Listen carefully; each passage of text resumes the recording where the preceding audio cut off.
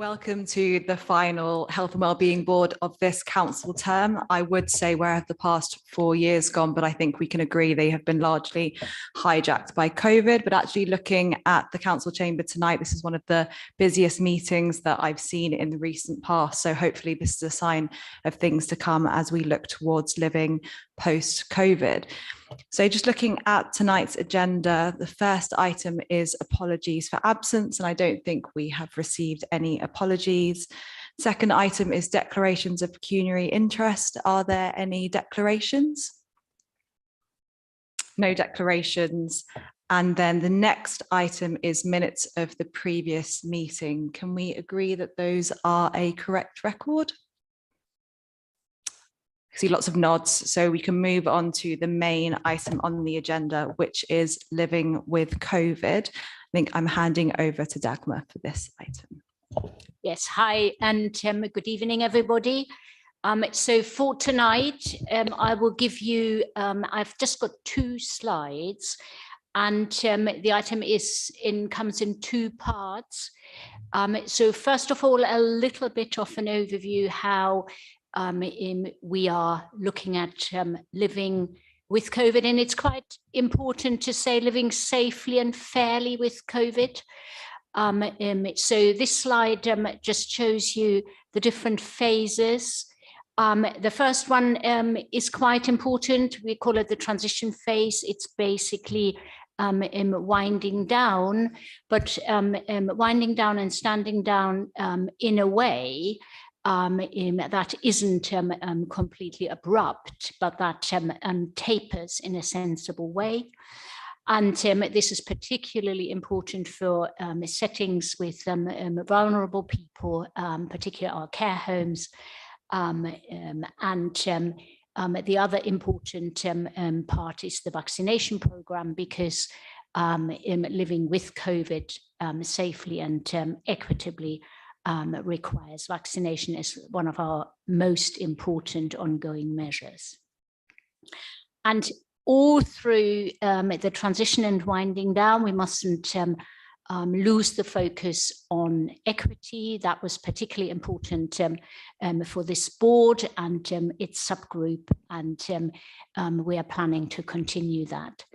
The second, in a way, theme or phase is that we haven't got a crystal ball, and at the moment population immunity is high, but we do not know what COVID will look like, for example, in the autumn and winter, and the possibility of new variants. So we're working very closely with our partners, in particularly the UK Health Security Agency, but also the NHS, to be prepared for another surge when we are having to potentially go back into acute COVID response. And then very importantly, the third theme is COVID was obviously really in a way a difficult experience, but we learned a lot and there were some positive things. And so we want to be very, very clear that we build on all the learning and keep the good things as legacy. So these are the 3 themes. And the next slide just reminds you what that means a little bit more in particular, if you move me on.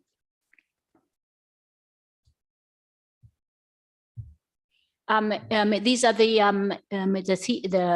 topics that we had in our LOMP, in our local outbreak management plan.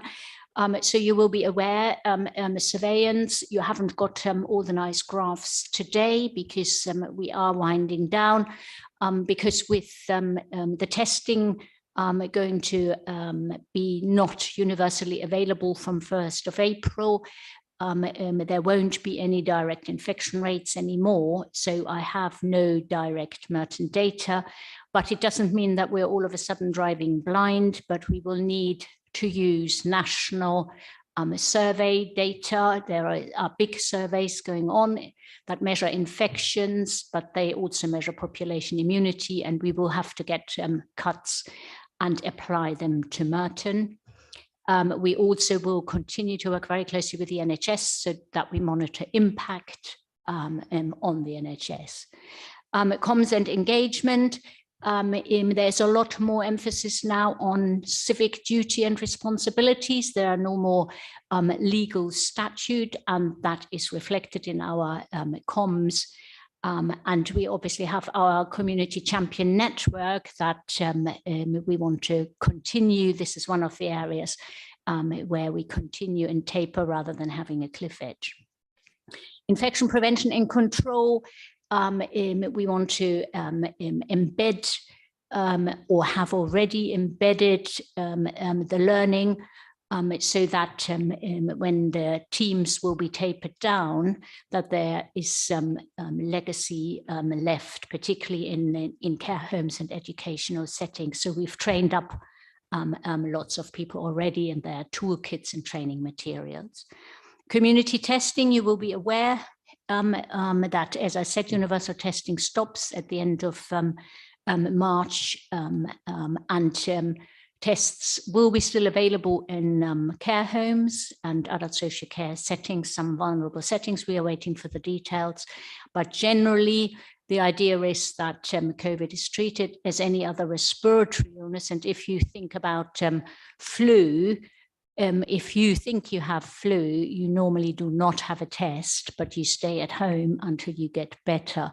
And that is the type of destination envisaged. So if you are so sick that you need to go to a hospital, then obviously hospitals will have tests, and then some particularly vulnerable people will have access to testing as a means to have access to therapeutics. Local contact tracing has already stopped. 24th of February was the last day. So our local contact tracers are helping us with other things now. They helped with the missing children in education. But just today, I heard that some of them are also helping us to set up the support system for the Ukrainian refugees. So we're very crafty how we use their skill set. And then vaccination, really, really important. All of us have an ongoing role to play because we've got the spring booster now, to all intents and purposes, an autumn booster. There are still young people to be vaccinated, so that is an ongoing challenge. And governance, that segues nicely into the next paper. The Health and Wellbeing Board has set up the community subgroup to particularly focus on embedding equity and with a focus on vaccination equity, but also long COVID and access to therapeutics. And the next report is recommending that the subgroup is standing down, had its last meeting earlier in March, is in standby mode though. So if ever required, as we said, preparedness for a surge could be stood up again, and that the Health and Wellbeing Board will keep an eye on the particularly important areas of equity, particularly around vaccination and long COVID.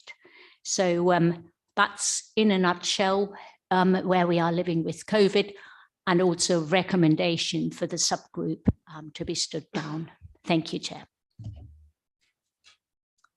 Thank you, Dagmar. Were there any questions or comments to Dagmar, either on that report or on the report referred to on agenda item 4, which is the stepping down of the community subgroup? Councillor Moulton.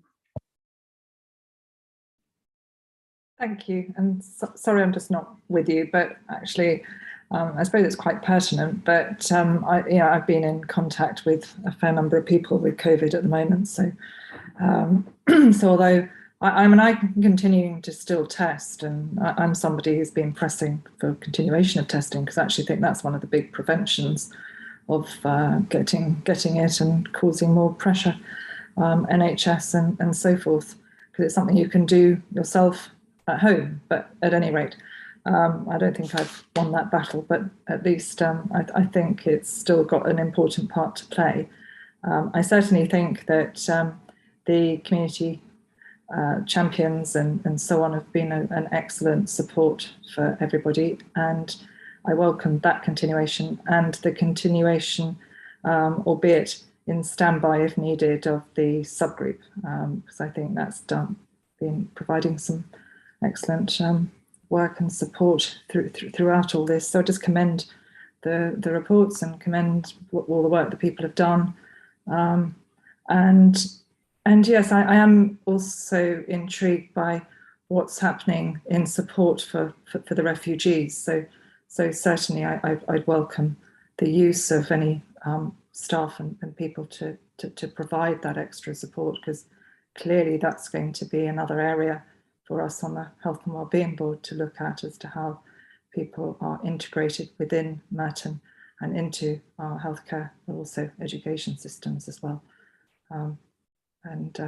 Yeah, I think if we can all help in that support, then that would be brilliant as well. So thank you.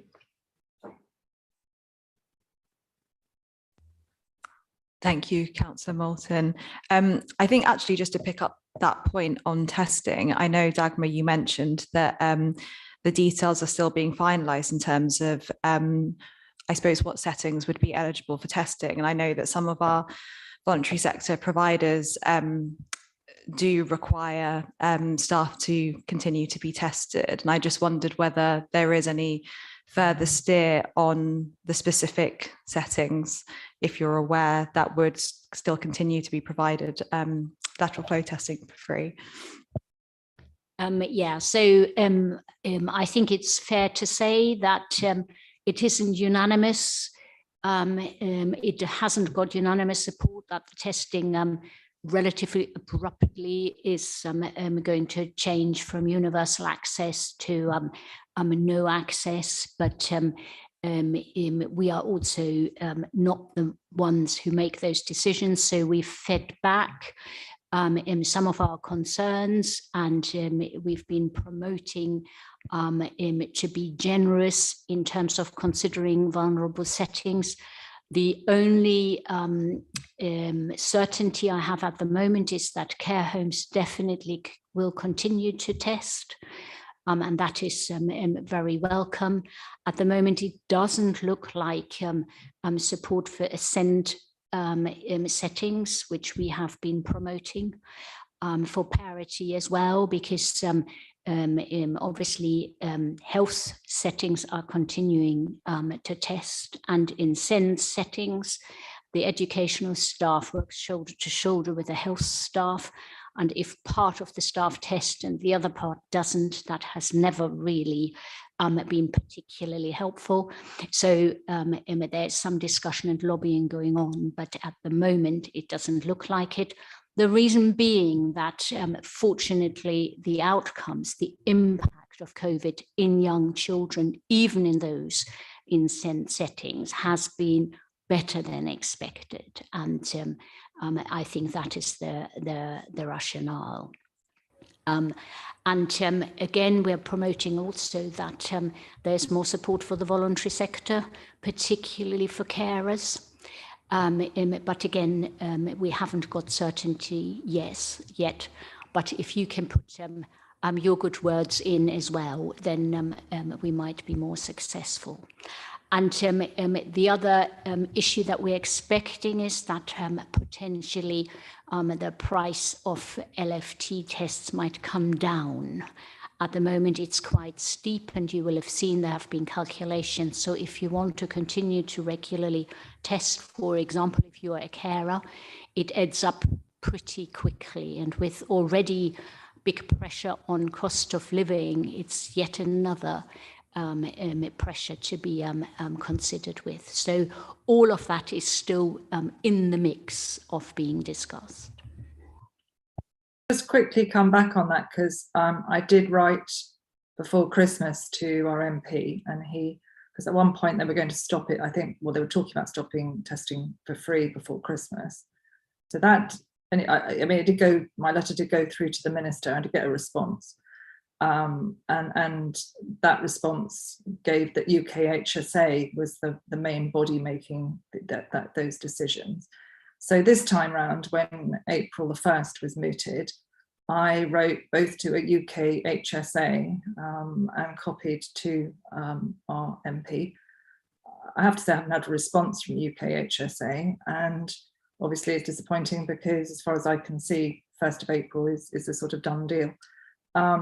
In terms of, I'm not clear because, as I say, I think I mentioned before, I've got a carer in our midst here, and I'm not sure how he, you know, what's going forward. I mean, we've kept a fair number of tests, but obviously you don't want to stockpile. but it's yeah, I find it quite worrying. I mean, I go around. I'm an invigilator, so I'm in school settings. I'm then up to church for helping on a Sunday at the church, and so you know, you sort of feel you're going around a lot of vulnerable people between us in this family, and so you know, really, it's trying to keep other people safe. And if you know you've been in contact, it just makes sense to me to do a test and you know, and try to keep one's distance and so on. But if you don't know what you don't know, it's pretty hard, isn't it?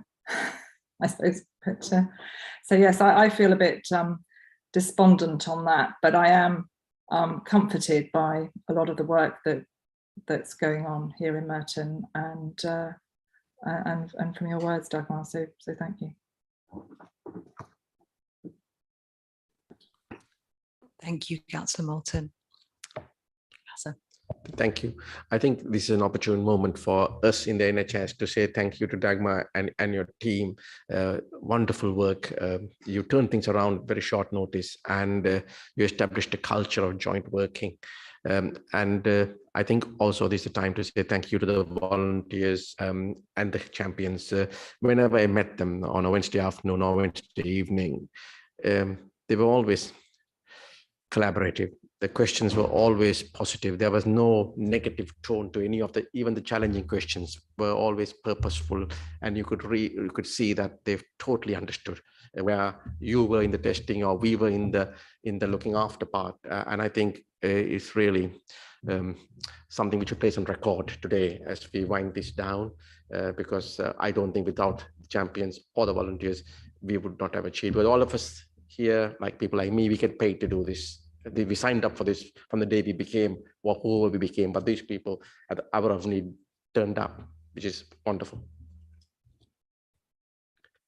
Absolutely, thank you, Vasa. Are there any final reflections or comments? No. Okay, and I think we've just extend our gratitude and our thanks to Dagmar and to her team in all the work that has been done and will continue to be done in tackling COVID alongside the wider system that is all part of this team in this virtual room and the room here.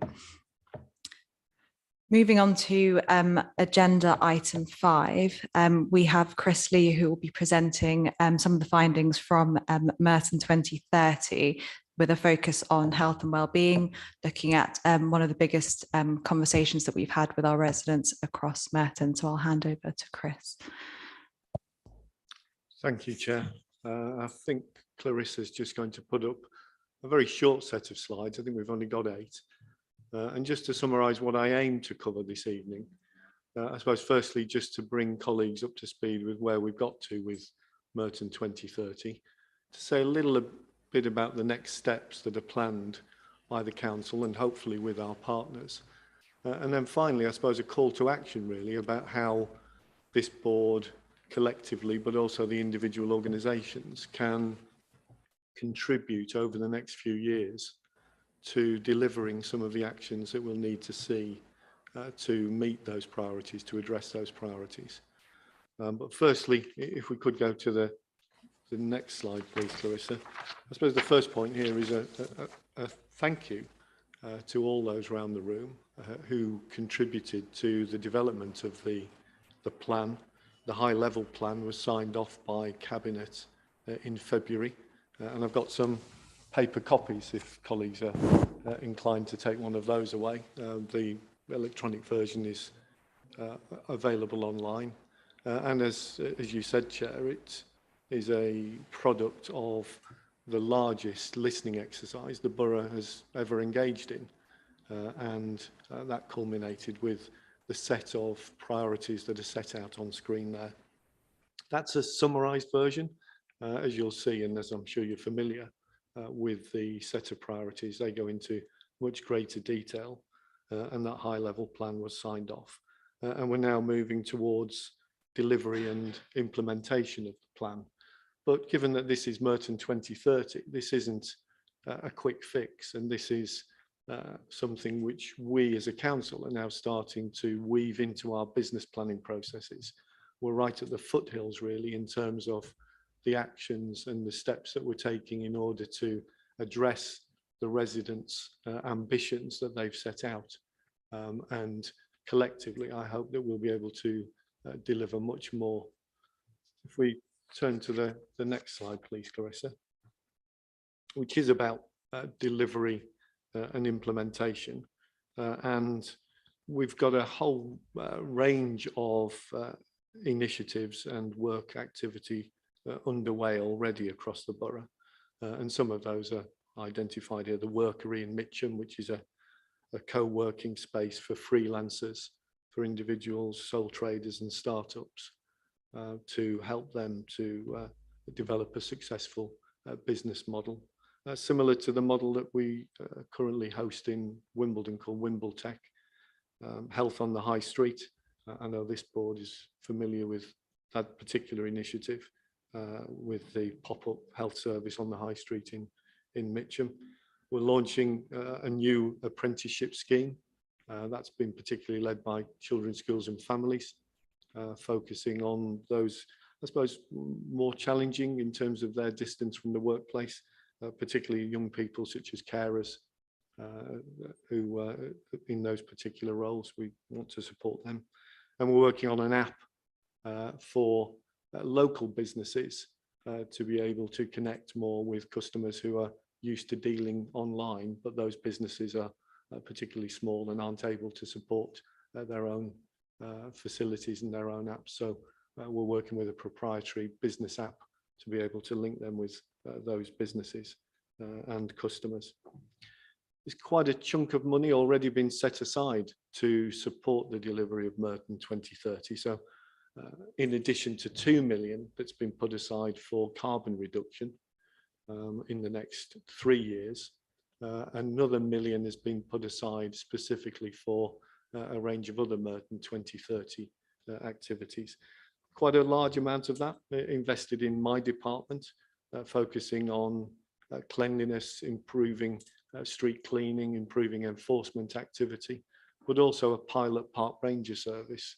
One of the very significant messages from the consultation, the engagement with residents, was the importance that they place upon our green spaces and the need for us to utilize those more successfully. And I think that's a particular message for this board, because the opportunities in our parks and green spaces for improved health, improved quality of life are enormous, not just in terms of access to sport and leisure facilities, but also places for quiet contemplation, places which people have enjoyed during COVID to improve their mental health, places for people to meet, and also a sort of a catalyst for getting involved in other activities and increasing social capital. So whether it's Friends of Parks or other activities in and around our green spaces.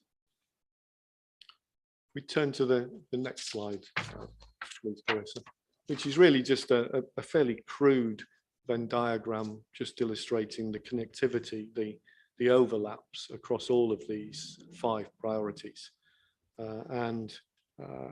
For example, retrofitting homes in the housing area there would reduce fuel poverty and carbon emissions, but also cut across in terms of greener Merton, with links to local economy in terms of jobs and skills. And underneath all of this, there are a set of 10 principles, with fairness and equity being absolutely key there, and equality alongside that. If we turn to the next slide, please, Clarissa, because this is, as I said in the introduction, I was going to say a little about what's happening next. And we're moving into a phase which is about taking stock and discovery. And this is beginning within the council to firstly look at what we're already doing right across the council, which is linked to the delivery of the 5 priorities. So taking a fresh look at that to see what are the timescales, what are the dependencies, and how we can ensure that those particular activities are delivered. And then secondly, what's in development or being worked on, what ideas have we got which are coming up fast, where we can look at ensuring those can be delivered to support the priorities. And then thirdly, what can we do differently? How can we rethink some of the activity we've already got in the council's business plans, and possibly with partners, to think about the scale of our ambition and how we could look at it in a different way in order to boost it and to ensure that it can, over the next 8 years, deliver against those priorities more successfully. How can we tweak it in order to ensure that it provides some of those co-benefits? So that's what will be undertaken very soon. And I suppose it turns to the role of the Health and Wellbeing Board then, because there are some particular areas that are identified in the Merton 2030 plan, where there's a very clear role and opportunities for the Health and Wellbeing Board to get involved in, as I say, either collectively or through the individual organisations that we all represent. So those areas, most obviously around regenerating our high streets as community hubs.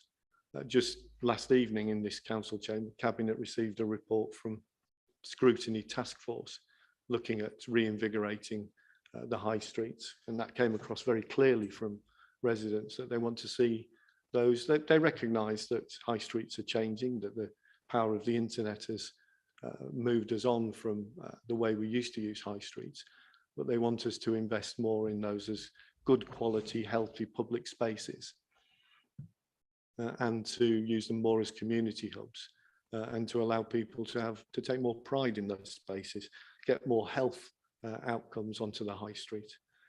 I've mentioned green spaces, and I think the opportunities are endless there in terms of the use of our green spaces to link into the social prescribing, to improve the quality of mental and physical health for our residents. Skills and employability, getting people into meaningful work, a big focus around apprenticeship program, the workery I mentioned earlier, and work that we're doing with the Chamber of Commerce and Business Improvement Districts, supporting residents in need, and then housing supply, conditions and quality. And a big emphasis across all of these around place, and some initiatives going on outside of the council, which will help us. I'm sure you may have picked up on the Mayor's intention to consult on expanding the ULEZ, which has got real positive benefits and opportunities to improve air quality. And air quality, a big focus within Merton 2030, and a big issue raised by residents alongside carbon reduction. So maybe just a couple of slides left really. In terms of timing, the taking stock and discovery work that we're engaging in as a council, taking place now, right through until after the election, with conversations with partners, other agencies, and we're aiming for a summit in June with partners. So that'll be the Merton Partnership and a range of other invited partners around the room in order to get involved in what's the next phase of delivery against the Merton 2030 ambition. And as you'll be familiar, we are expecting after the election a new cabinet to be formed, and what they aim to do with Merton 2030 will be entirely down to the next administration. But there's a great opportunity really over the next few months for partners to get involved and help shape this, because although the high level plan is there, with another 8 years to go, there's an awful lot more work that can be done. And as I say, that call to action. So the last slide, if we could. And I suppose I was in reading the papers, I was reading the Merton Health and Care plan, and there's a good read across there really, particularly to Merton as a healthy place, and what can we do collectively. Dagmar and I just recently held a joint DMT meeting to reinvigorate the work between my department and public health, where an awful lot of good work has been undertaken in the past, but we've identified a short set of priorities to work on collectively in order to drive forward the public health agenda through some of the tools that we have within environment and regeneration. As I say, there's a great opportunity around the prevention agenda, tackling some of the sort of common ills and problems that we face, whether it's smoking, alcohol, healthy food, physical activity, and getting residents into more active travel, whether it's environmental sustainability in the work we're doing around air quality and carbon reduction, or about embedding equity and tackling inequalities across the borough. So I'll leave that slide up, Chair, just as a reminder of the priorities, but happy to take any questions. But as I say, a call to action really, not just at this meeting, but ongoing to how we can, through the Health and Wellbeing Board, identify some joint activity and action to respond to the priorities. Thank you. Thank you, Chris. And as you say, a very timely report as we talk to the Merton Health and Care Plan. And I think also as we look towards the integrated care system as well and our sort of joint system ambition, it's a nice time to look at those key themes identified through that conversation. I can see Simon has his hand up. Thank you, Chair. Good evening all. Sorry I can't be there. Yeah, thanks, Chris. Good presentation as ever. And, you know, I think there's so much good stuff in the 2030 plan. You mentioned the link with social prescribing and green space, which I think is proving to be really important. And you're aware the stuff that's developing with green social prescribing, which is the sort of outdoor version, I suppose, which green spaces will be crucial for. One thing we just looked at our current stats on social prescribing, and we've got an enormous increase around mental health, which came through the pandemic, but more recently through finance pressures. And the question really is, with the 2030 plan, it's great to have that long-term perspective, but what's the mechanism for adjustment? Because if you look at the unfortunate situation in Ukraine at the moment, it's driving what was already a fuel price problem going into the autumn in particular. It's going to get very much worse. And also there's a lot of implication that food prices will get dramatically worse as well. So we're seeing it already through social prescribing issues of financial and food poverty and fuel poverty coming through. So is there a mechanism in how the 2030 plan's managed in terms of something that wasn't really quite envisaged when the plan was drawn up? Thanks, Chair. Yeah, thanks, Simon. I think from the council's perspective, it will be the annual business planning and service planning cycle that we will use to adjust and respond to the changing nature of the environment that we live and work in. So we'll use that cycle as a bare minimum, really, in order to make sure that it remains a sensible plan and that the actions are adjusted to take account of that. Thanks, Chris. Mark, did you want to? So Chris, thanks for the report. And again, I think it's really important that we link all their plans up, aren't we? Because there's a golden thread around social prescription, green spaces, healthy lifestyles. And it's a plea to us all really to just make sure that we are talking and making sure that we're linking it up. And I do think actually your plan has really, it has real indicators in terms of primary care access and how we shape services going forward. And I think over the period of the next couple of years, given the pressures Simon mentions, as well as, we know that we're going into, financial restrictions are going to come back, that we haven't got the COVID money that we had before. So I think it's just really important that we work as one. We work as one Merton and work across the different plans that are there. Thank you. Dagmar? Yeah, thanks. Thank you very much, Chris. I think it was a really good example, and obviously we were all part and parcel of development of Merton 2030, that it comes across as creating the conditions for people to thrive. And if you think about what our health and well-being strategy is all about, it is creating the conditions for people to thrive, going hand in hand with delivering integrated health and care services. And that's precisely, Mark, what you were saying, is it's not that we go our own merry ways, but that we're doing it hand in hand. Yeah, and for me, that is really exciting.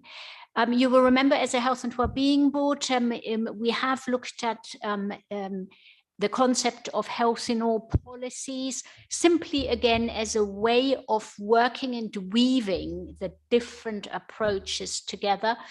And we're planning to refresh this so that we're looking at equity, well-being and environmental sustainability all in a bundle, because they are really so intrinsically interdependent. And as everybody now has said, and Merton residents have said so loudly, the green spaces is something quite special for Merton, and it's one of our assets. We are not only defining ourselves through all the deficits, we have actually really good things going, and so making the best out of our assets for mental health, connecting people, physical activity, a really big opportunity. So watch that space. I think health and all policies will come the way to the Health and Wellbeing Board as well.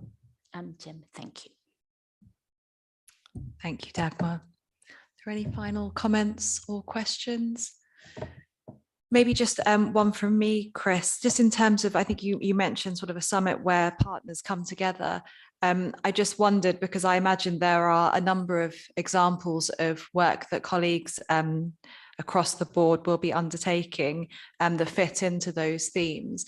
I don't know whether there's sort of an existing mechanism in which that can be fed back either via the board or individually, or whether you have sort of a sense of how that might work best.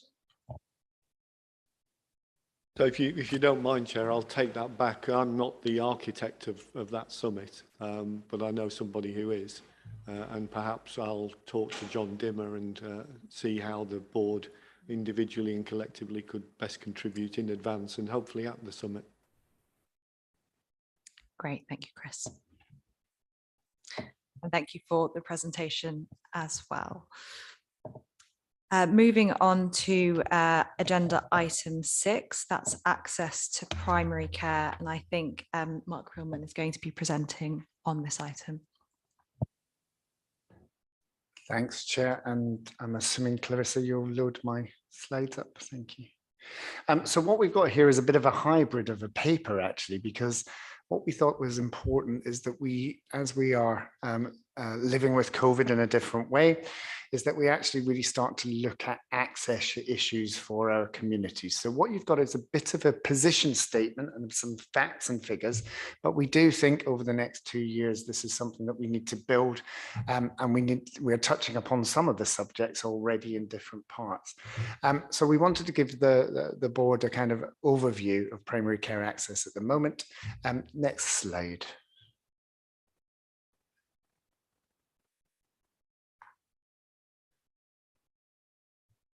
And we're just going to run through a number of areas. Keep going, Clarissa. Okay, so with Merton, again, it's important just so that we know the facts and the figures. It's 22 GP practices, just over 230,000 registered patients, 6 primary care networks, 1 federation. Of the practices, we've got one outstanding practice that's in the top 20 in London. We've got 20 good practices, and we've got one practice that requires improvement. And just to say that one of my teams actually works with that practice to make that into a good practice going forward. There's been a lot of media coverage about GP access, and it is important to just touch upon, although the GP patient survey has a relatively small sample, actually 82% of people rated their experience of GP practices as good, and 71% rated their ability to make an appointment good as well. Now, it's the other 29% that we're interested in. So next slide, please, Clarissa. Access to GPs is predominantly Monday to Friday, 8 to 6:30, and that's their core hours. And all practices in Merton offer telephone, video, face-to-face, and online consultations. Now, they don't all offer it on the same ratios, and that's something that we are now beginning to work with every practice on. They have a range of staff, including GPs, nurses, etc. But a really interesting development over the last few years is that we are now employing alternative kind of practitioners, such as pharmacists, paramedics, mental health liaison workers, physiotherapists, all within the kind of primary care setting. And it's worth noting that South West London is miles ahead in the recruitment of those posts than any of our London neighbours. Considerably more alternative disciplines have been recruited. There's also extended hours, so that's offering clinical sessions outside of the 8 to 6:30. It's funded separately. Again, it's still telephone, video, and face-to-face. But actually, again, it's delivered through most practices, and it's through local schemes, and also with our extended access hubs, which I'm going to come on to the next slide. So access hubs in Merton, we have 6, each aligned to a primary care network. We have about 1,500 appointments per month with a GP, either by telephone or face-to-face, and then we have 650 nurse appointments per month as well. All practices can book into these additional appointments, and as can emergency departments and the NHS 111. So actually access into the access hubs can come from a number of referral routes. Next slide, please. Now, over winter, we saw extreme pressure in all parts of the system. Our hospitals were under extreme pressure. Primary care was under extreme pressure. So we opened a telephony service between December and January. And that was really to kind of assist on pressure and that people could get a primary care consultation when they needed one. And it was advertised through text messaging, practice websites, and answer phones. It was hugely successful. 21 practices kind of signed up to it, but we saw over 4,000 additional appointments offered, and that's massive. Now, we know we can then set this up very quickly, and the plan is that if we need to, we would look at Easter or holidays or particular points in pressure. But we also have to learn from that, because one of the really key things is actually if we are able to divert a cohorts of patients to have telephone appointments or indeed face-to-face appointments, then that's what we should be doing. We should be considering the different cohorts and the different channels of access that we need to put in place. Next slide, please.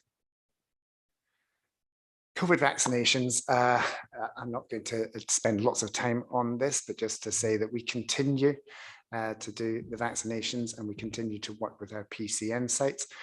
We are planning for the future, the 5 to 11-year-olds. The Evergreen offer is really important. It's really important that we keep going with that offer. We keep talking to the communities and we keep talking to the individuals who, for whatever reason, have an access issue to the vaccination and the booster. Next slide. A little bit more about our primary care networks. I won't go into the DES, that's a contract term, but just to say our primary care networks provide extended access, the additional roles that I've just spoken about, enhanced health and care homes, which has been very supportive, not just in COVID, but prior to COVID, just about primary care, supporting care homes really effectively. That includes structured medication reviews with pharmacists and early cancer diagnosis. Next slide, please. So the key issues in primary care, we are seeing increasing demand. Perhaps Karen and Vasa might want to touch upon that after me. Workforce, I think workforce is not only in health, in social care, across all our sectors, workforce, we have challenges that we need to work together. We need to make sure that we're dovetailing our activity, but also we're not duplicating our activity. Estates, we know that there are estates pressures in primary care. We need practices that are fit for purpose, that perhaps are offering not just primary care, but a primary care plus model. We've got a backlog within the NHS on COVID recovery. It's really important that we catch up on those routine reviews, those immunizations, etc. But we are seeing also a shift in the workload from secondary to primary care. So actually, some of that is appropriate, but some of that needs to work through, because actually we need to ensure that the resources are there in primary care to capture that workload. We've seen an increase in child and safeguarding cases, and we are continuing to work with our primary care networks. I would say in Merton, we're very lucky with our primary care networks. They are quite mature, they're quite developed. But again, we are moving into the integrated care system. This is new. We need to make sure that we are not dropping the ball because of structural change. We have to keep the focus on inequalities in service delivery. Next slide, please. Just a mention of out of hours. So out of hours is Monday to Friday between 6:30 p.m. and 8 a.m. and then Saturday and Sunday 24 hours. So you can have a home visit, you can have face-to-face, or indeed a telephone consultation. The NHS 111 is 24 hours access telephone. It should be able to book people into your local services, whether they be A&E, urgent care, emergency dental, or indeed the GP practices. So again, that's part of the kind of the jigsaw of access that we need to make sure is functioning correctly as we go forward. Next slide. We just wanted to touch upon social prescribing. It's always worth shouting about successes. It's a highly commended service in Merton, an award-winning service, but it is a partnership, and it really is something that we should celebrate and enhance, because as we go forward, this is going to be a really key part to controlling access and making sure that the right people are seen by the right person at the right time. Next slide. I'm not going to go through this in detail, but just to say that we've got 10 social prescribers supporting patients in non-medical areas. That's a wide range of multi-professional backgrounds. Referrals can be made through clinical staff, and you can get up to 6 appointments in 60 minutes each per person. Patients are offered a follow-up appointment, and we've got access to 800 local voluntary organisations. That is huge. But the one thing that I think, picking up on Simon's comments, what we need to make sure is that our voluntary sector has the resources to deal with this, and that actually our voluntary sector are, if we are seeing more mental health presentations, actually we have access to more mental health support in the voluntary sector. Top reasons for referral: mental health, social isolation, picking up on comments earlier, financial advice, and housing. So it's not just about health, is it? It really is about the broader determinants, and that's why we need to make sure we're linking up. Next slide. Go back a slide, because I think this is a really important one. It works.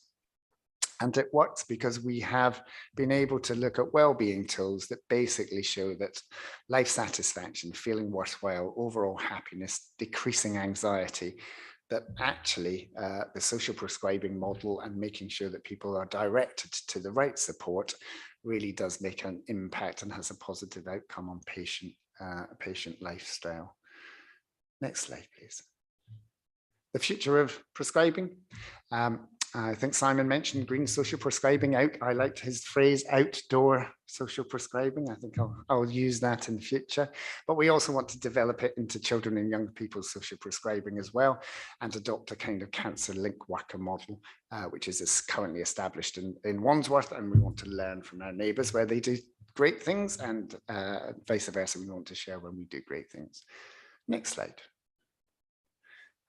Community pharmacy. Now, we currently don't commission community pharmacy locally, but it is coming as part of the ICS, but it's probably coming next year, or maybe a little bit later than that. There's some conversations going forward at the moment. But what we do know is we know that community pharmacies is a great untapped resource, I think, and we need to tap into it more. We saw it deliver COVID vaccinations. We had 2 pharmacy sites in Merton. We are using it to pilot earwax service, which is exactly what it sounds like. But I think what we need to do is actually tap into community pharmacists as a destination for support and healthcare. Next slide. So we have undertaken a bit of a pharmacy campaign. The objectives is to reduce A&E attendance, but also to make sure that people are actually encouraged, and those are working aged adults and parents and the under 5s, to actually view pharmacists as a first port of call. So rather than waiting for a GP appointment, is actually you can use your pharmacist. And we have also discussed in the past, Dagmar, about kind of a voluntary sector health visiting service. And there is something about particularly our under 5 services that we need to look at. We did this by promoting the services and promoting the expertise in pharmacists. And we are gauging with local pharmacists within a 1-mile radius of the A&E department, the local A&E departments. Next slide, please. I promise I will finish shortly. A range of pharmacists. It's not just about the disposal of medicines or the prescriptions. It is about advice. It's about vaccinations. Can be about weight management. It can be about emergency contraception. The list goes on. So what we really do need to do is start to work with our community pharmacists on making sure that our public and our residents know how to use them and when to use them. Next slide. This is just I just wanted to blind you with science, because what we did was we tracked people and we exposed them to some advertising around community pharmacists. And actually one of those ads, if you saw one of those ads, you were 4.5 times more likely to use your community pharmacists than if you hadn't seen the ad. So actually what we are going to do is we're going to kind of, next slide please, Clarissa, sorry, is we're going to have an integrated campaign. We're going to promote it through health and care staff, talk to our partners about pharmacy as we go forward, but really promote it through communities and use different channels of social media. Next slide. I just wanted to touch upon another access initiative, and that is the community hub in Mitcham. I wanted to just update the outgoing administration that in principle that the Wilson has been in principle agreed as the community hub site going forward. And now we move on to writing up the business case. The reason I'm saying in principle is we've got a few questions with the Mental Health Trust just to work through in terms of the current services being delivered and the size of the site. So we do anticipate that will be a fruitful conversation, but the Wilson will remain the site, and we will start writing that business case. It's already started for completion by next summer, and that's the business case, not the site. So it's the business case. I just want to be really clear and set expectations. Final slide, you'll all be pleased to know, is health on the high street. I think Chris mentioned that it was just to say again around access, taking our services out into the high street, out into the community. And it's, there's a wide range of services that can be accessed, whether it be vaccination, whether it be primary care, whether it be sexual health, etc. And what we want to do is just really maximize the impact of this and make sure it's part of a wider kind of a wider jigsaw of services across the borough.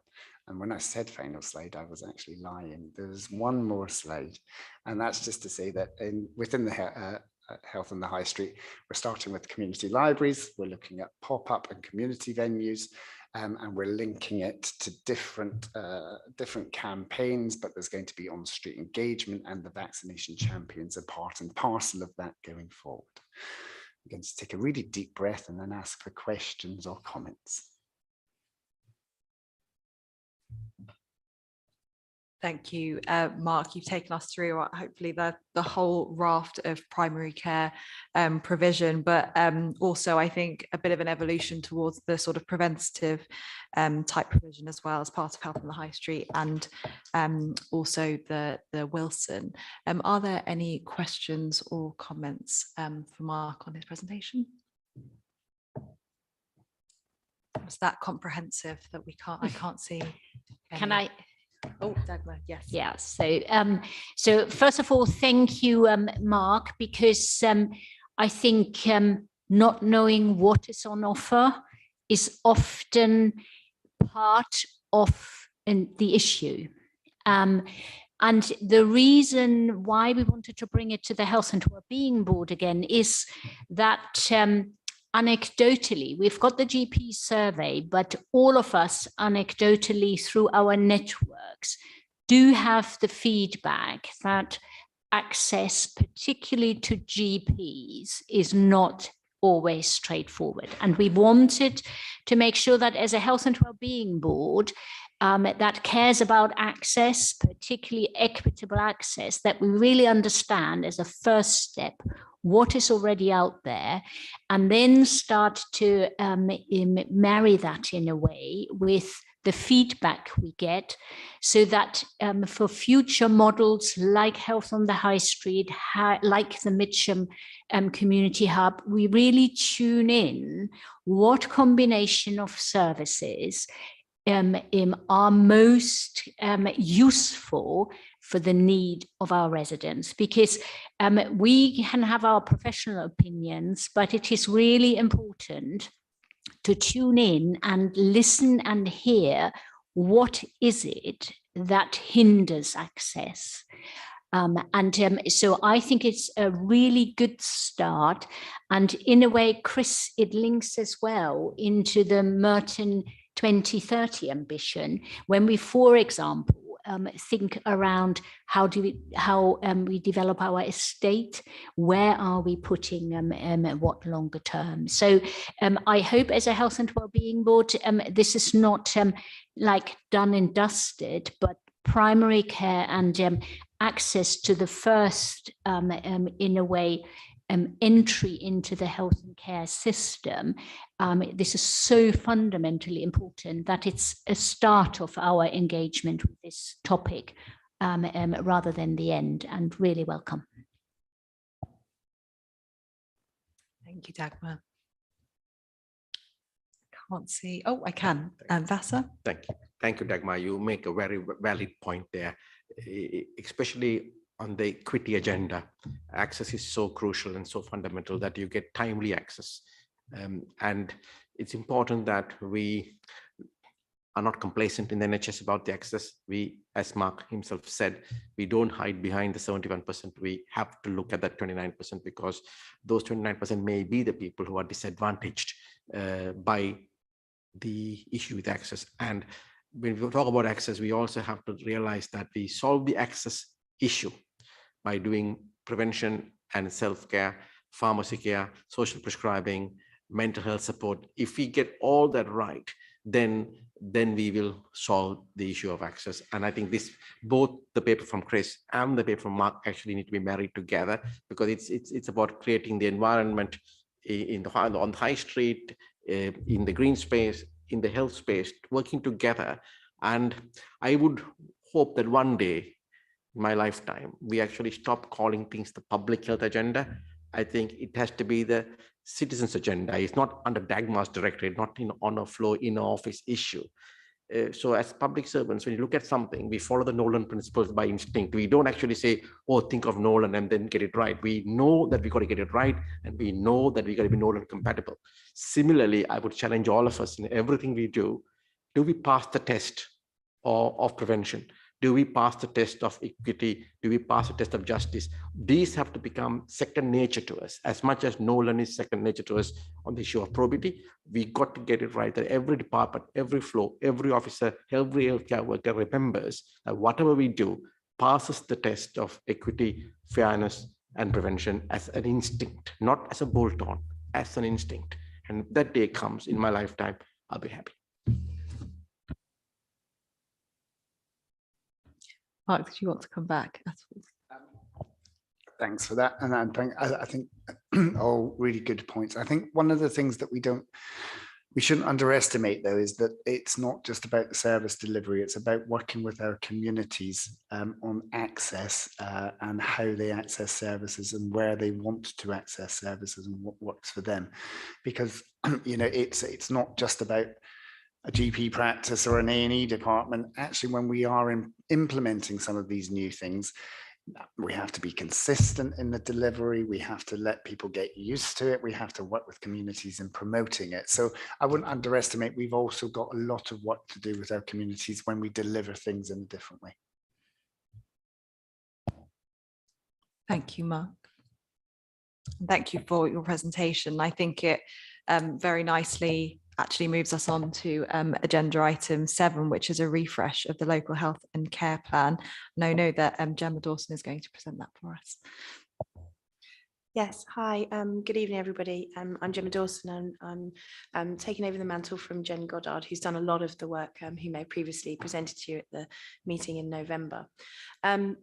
So hopefully you will have in your packs, have received the paper and also the sort of long slide deck, which outlines where we've got to on the local health and care plan refresh.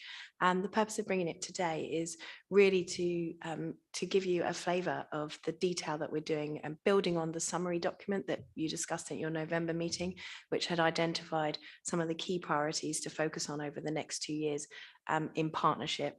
And I think I just want to say at the beginning that we're not presenting you a full sort of polished, finished article here. This is very much still a work in progress. And I think that really encapsulates the spirit of this plan, that we want it to be dynamic. We want to carry on the conversation and the engagement that's taken place through members of our community and across health and social care in the refresh. And we want to carry that through into implementation. We want to make sure that this plan responds to other emerging priorities, particularly Merton 2030 and some of the things that might come out of the summit and the more detailed planning that might happen there, and also other strategies and plans that will happen and come our way. So the purpose of today is just to kind of give you a bit of a flavour of some of the detail of how we're kind of building up this plan so that we've got something to work through. I'm really interested to get the steer from the board on and your direction so that it can be shaped and pushed in the direction that you want. Could you move to slide 6, please? I brought quite a lot of slides, so I think I'll just sort of do it a bit more revised. But as you all know, this plan has been developed through a number of conversations and engagement activities and forums that exist in Merton. And also it's heavily informed by the refresh of the Joint Strategic Needs Assessment and the Merton story. And also from some of the experiences of implementing the plan from 2019 through to 2021, and the experiences of working collectively and collaboratively to respond to the coronavirus pandemic.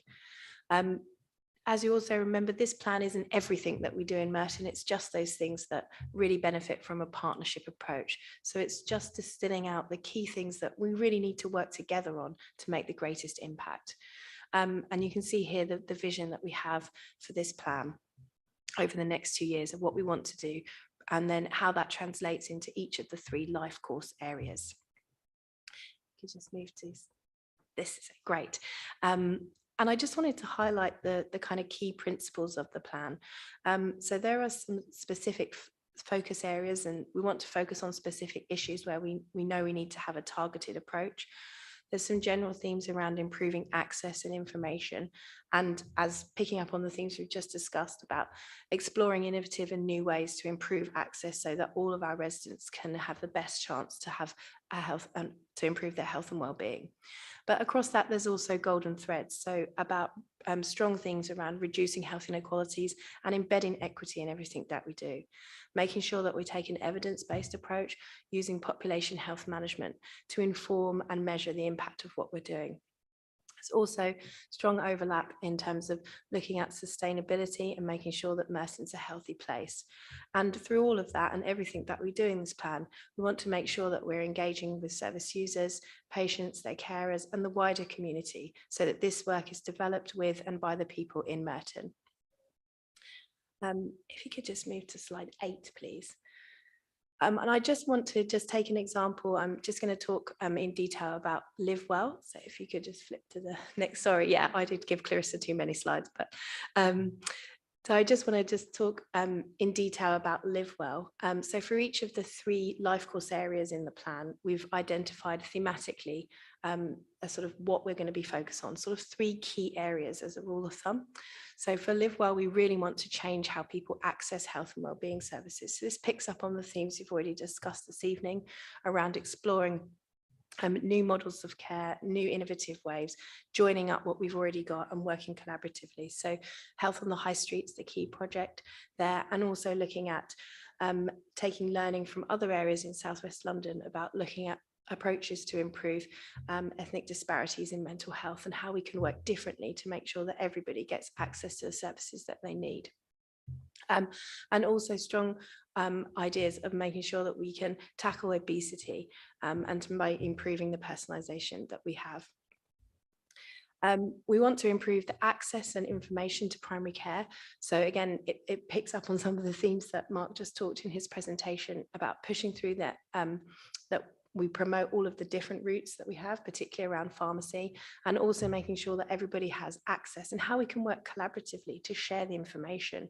We think there is lots of good work going on, and we need to work and join up to share our information across so that we can signpost and make sure people can get access to what's already out there. And of course, we want to be focused on prevention. So we want to work specifically here on diabetes and through obesity, promoting weight loss management and healthy eating approaches, and also getting out and more exercise approaches. If you could just move down to slide 11, which is the next one. Yeah, and so inside the plan for each of the life course areas, we've started to develop more granular detail. So we're mapping out these descriptions of our projects or initiatives. So for example, the Health on the High Street approach. We're starting to really building this granular detail about what's the impact going to be, particularly from a resident's perspective. How will that actually feel different for somebody who lives in Merton? And how will we know that that has worked? How we're going to measure that, how we're going to see if that's made a difference. So for each of the projects we've identified in this plan, we're starting to go through and with a fine tooth comb really and doing this detailed work.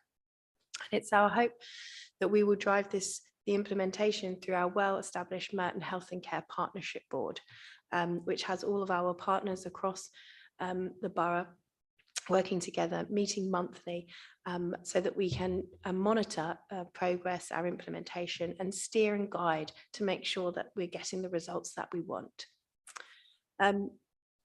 So I will just leave it there really, because there's a lot of detail in the plans, and there's lots of information across Start Well, Live Well and Age Well, and some of the background information, and also some of the detailed feedback that you could see throughout the engagement phase, so that you can see the sort of logical route really that we've got to on that plan. And again, just to say that the work continues on this plan, and it will iterate and develop over the next few months. But also crucially, we'll begin implementation through our Merton Health and Care Together Partnership Board. And I guess the 2 points I want to ask from the board really is if there are any key steers or any points of feedback on this emerging plan, and also if there is any steer or advice on how you would like to be kept informed of the progress and the implementation as we move forward delivering the plan over the next couple of years. Thanks. Thank you, Gemma. And it's great that you brought this item at this point, I think, because just reflecting on the previous discussion, there's a huge amount of alignment, which I hope colleagues would agree with. Are there any comments on the presentation or the paper, or possibly any questions on the sort of emerging local health and care plan? Well, Dagmar, then Chris. So if I can start. So thanks very much, Gemma. You help us really a lot with keeping us on track and putting it all in a nice presentation. I think it was good as an example. You focused on Live Well because we pressurized you in not having so many slides. And so now I will actually draw attention that the Health and Wellbeing Board is obviously responsible for Start Well, Live Well, and age well in a healthy place. And I wanted to particularly draw attention to the real good work that children and young people are doing themselves, articulating particularly what the experience was during the pandemic. But we just had our young inspectors presenting to our public health team, sharing their video, and it made me think again how important it is that when we talk, we work with our community, that we are absolutely including children and young people, and that is relevant for the services and the access that we've discussed previously, but also to take leadership for a healthy place. Young people care for where they live, and it is their livelihood and it is their future. So tapping into their ingenuity and in their fun, into their imagination, I think we haven't quite done this justice in the past. And if you haven't seen the video, I would strongly recommend it, just to give you a glimpse of the energy that sits there as well. And we've got obviously Jane also on the board to make that plea. And in the same vein, COVID was really a quite alarming period where intergenerational work, particularly in the first wave, was undermined by the slogans like "Don't kill your granny," that in all honesty were used to influence assumed behavior of youngsters, I think in a failed attempt in my view. But leaving that aside, revisiting and rethinking about all the benefits that intergenerational work actually has, and rebuilding some of what we've had to give up for a bit, and re-energizing trust and confidence. And because, again, there are lots of examples from not just our own, borough, London, the country and elsewhere that we could build in, and it fits again very well into the Merton 2030 vision. So I leave it there, but exciting opportunities. Yeah, I suppose there's a bit of a theme. So thanks, Gemma, for the presentation. And I know you came along to CMT as well, and we received it there, and there was some helpful feedback, I hope. I suppose the more I read the plan, the more I'm particularly interested in the healthy place aspect of it. And I'm interested in whether you see that as the same status as the other three main themes in the plan, because I see it, I suppose naturally because of my background and responsibilities, as one of the main areas that I can contribute to and my department can contribute, and one of the main areas where the prevention agenda plays a very large part. So I'm interested in how much you think that the focus will be in terms of action planning around that particular aspect of the plan, and I suppose opening the door for collaboration and joint work around that, because I see there's real exciting opportunities there. And just to reinforce the point about young people, I was lucky enough to be at the Merton Partnership where the young people came along and presented, and we've invited them to come to our departmental management team, because there's some very important messages for our service managers, particularly around public space, around safety, around parks, and how we plan the future use of those with young people to make the best of them. Thanks. Thanks, Chris. And Gemma, did you want to come back on? Yeah, thanks, Chris, and Dagmar. And I think absolutely that's a really great point to make as we go through developing the detail and the action planning. That I think you're right that we should have make sure that we don't. I'm not sure we've done it yet, but I think that could be a great challenge to make sure that we don't lose the focus on that, and make sure that has just as much weight as the other areas that we're perhaps more conventionally lend ourselves to and put the focus on. So I think making sure that we have the rigor and the commitment to doing our prevention initiatives is key, and I think that could be a real strength of this plan. So thanks for that reminder. Thank you, Gemma. And Vassal? Thank you. Yes, just we must not forget the importance of a healthy workplace, because if you look at it, a lot of your awake hours are spent at work for those who are at work. And when you see people as patients, when they come and sit in front of me, a lot of the reasons they tell me about their problems are actually work related or work created at times, both mental health issues and physical health issues. So things I want them to do for their physical health or mental health are constrained and shackled, and actually sometimes adversely affected by workplace. And I think we really need to address this more openly than we do, and we need to call it out when it doesn't really help. It actually hinders people, because it disadvantages people far more than the people who run the workplace are actually blissfully ignorantly unaware of it most of the time. That it's not intentional, it's actually totally unaware of what small adjustments can be done to help people along a long way. So we really can't lose the touch of that, and I'm happy it's featuring there, and happy we are discussing it, and we can carry on focusing on it. Thank you, Vasa. Mark?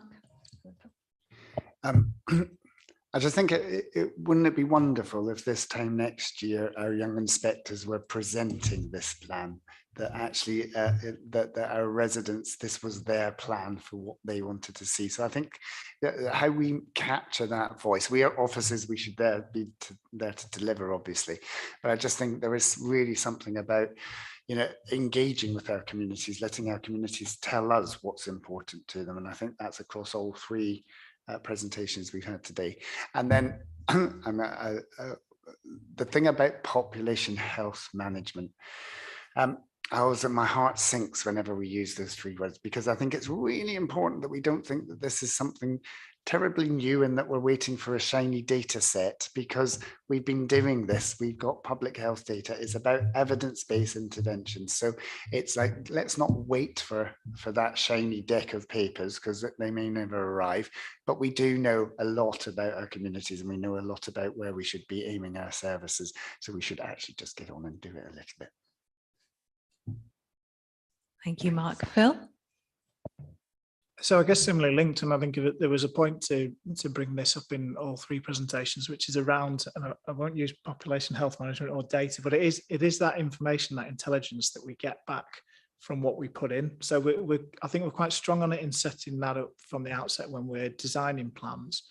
You know, listening to the presentation around primary care, I think GPs are a great avenue for intelligence for me to understand what's needed from a social care perspective. Similarly for Simon, from a social prescribing perspective, and it's that full circle of checking that those things that happen actually work for people, and running the tightrope of not being paternal and saying, putting this in place because we think this is what's needed for you, but actually understanding from people what works. Is it equitable across the borough in terms of how that's delivered?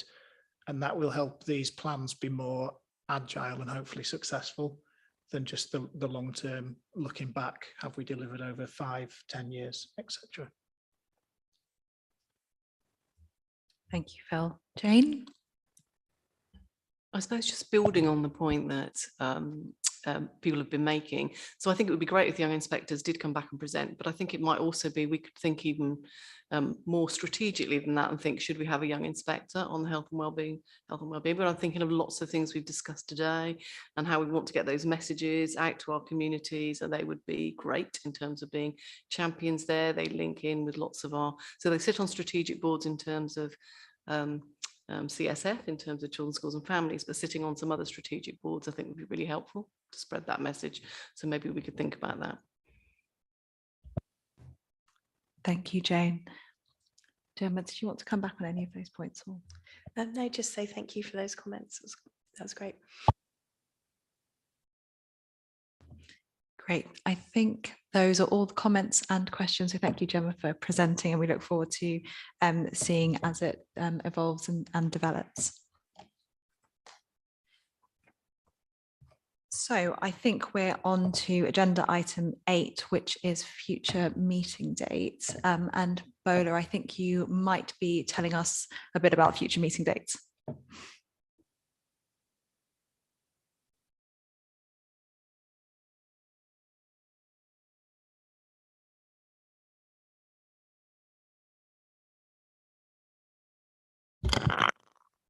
So Sorry, Chair, would you like me to read out the dates? Okay.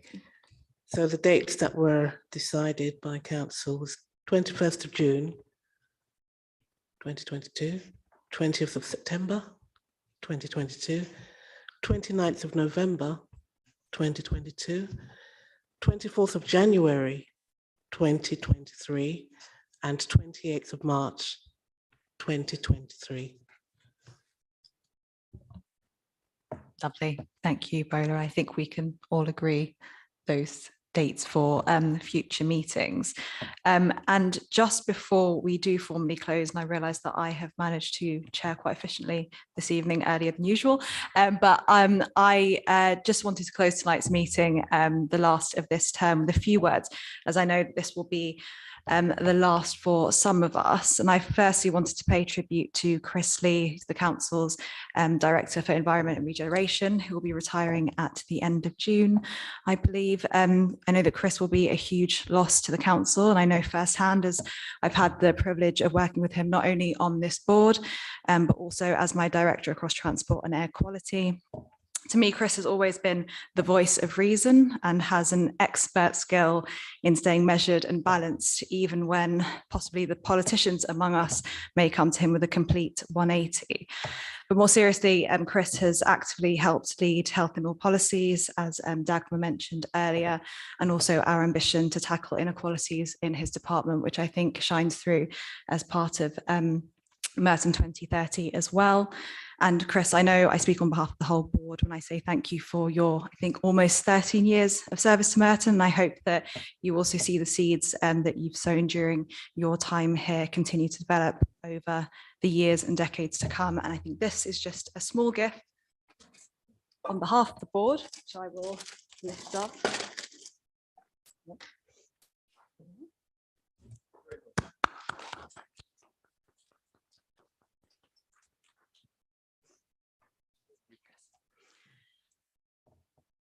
And I will also just quickly go on to say, as many of you know, this is also my last meeting as I stand down at the next election.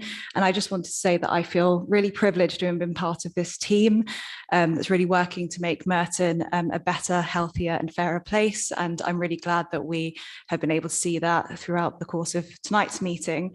I thought I'd also close with a bit of a reflection. I think since I joined the council 4 years ago, sitting on healthier communities and also on this board, I think there's been a really key theme running throughout, and that's one of partnership.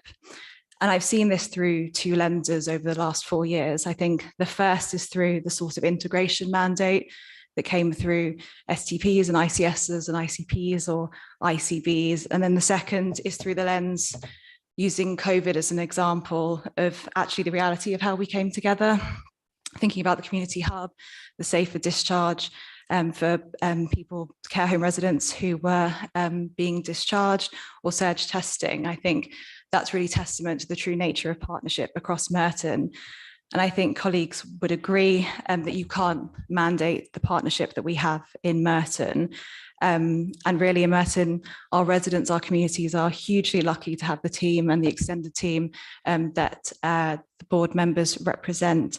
And I sincerely hope that over the next few years and beyond, these relationships continue to strengthen, because I don't think that there would be any challenge that couldn't be overcome with the strength of these partnerships. So thank you, and I look forward to watching from the sidelines. And I will close. So before you close, if you don't mind, let me say a few words to you. I think we all owe a big thank you to you, the way you chaired and led us during these difficult times. You were a listening and hearing leader, not a telling chair. You are a perceptive and contextual leader, not a prescriptive chair. An understanding and empathetic leader, not a stubborn chair. And a value-based leader, not an opinionated chair. You never came across to me as a politician or someone who was interested in politics at all. You were always in tune with reality. You always understood the challenges faced by both the public and the service providers. You always balanced the need to support and challenge the system and the people who work in it. You're always calm, proportionate, reasonable, and very reasoned in whatever you said or asked or told. you showed me that one can do advocacy with purpose and passion, but remain situationally aware even when you do that. Always humble, always humane. A person whom I personally could have conversations knowing that you will not misunderstand, misconstruct, or misstate what I say offline. A true friend from the NHS perspective, a true friend who stood with us, who stood by us at our hour of need in the valley of exhaustion and despair.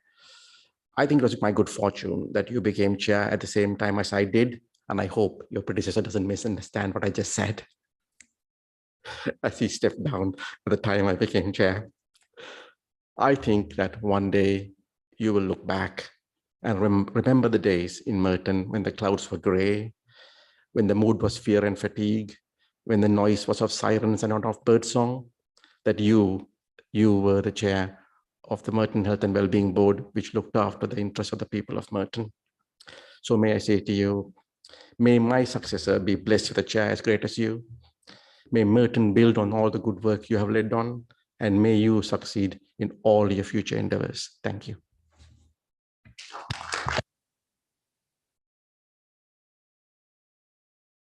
Very kind. Thank you, Vasa. And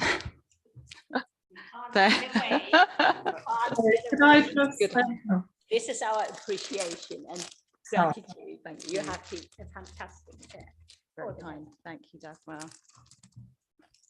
Thank you. Could I endorse also those words and propose a vote of thanks to you, because I think exactly that. You've been an outstanding chair of the Health and Wellbeing Board for many of the reasons that Vasa has so eloquently stated. And yeah, I wish you well in your future endeavours. I'm sad that you have taken a decision not to continue as a councillor, because I think you've been extraordinarily good in the short period of time that you've been with us. And I look forward to reading about any future successes that you have. But certainly, I think you've been very inspiring to us through exactly that difficult times. And thank you for chairing so well. Also, like to echo your words that you gave to Chris Lee, who has also given, well, he's given extraordinary service to Merton for such a long period of time. And I would like to wish certainly him well. And yeah, for some people, it's definitely end of an era here with Health and Wellbeing Board, and long may though it continue the good work that everybody as a partnership has provided to it. So thank you. Thank you, Una, and thank you, everyone. And I wish you all the best, and good evening and good luck for the future Health and Wellbeing Boards on the other side. Good night.